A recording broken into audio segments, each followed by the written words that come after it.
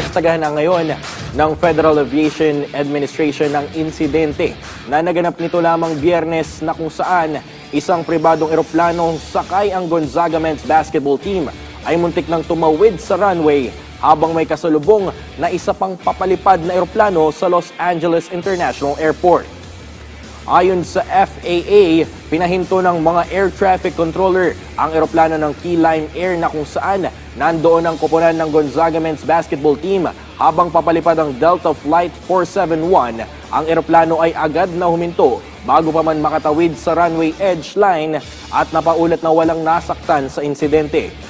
Batay sa isang live stream video, maririnig na sinabihan ng controller ang piloto ng Key Lime Air Flight 563 na huminto ng ilang beses na kung saan agad naman itong sinunod ng eroplano. Sa pahayag ng Gonzaga University, sinabi nilang walang alam ang mga manlalaro tungkol sa nangyayari habang nasa eroplano at nagpapasalamat sila na ligtas ang lahat. Nagpapatuloy ang Gonzaga sa kanilang West Coast Conference opener noong Lunes kung saan tinalo nila ang Pepperdine sa score na 89-82.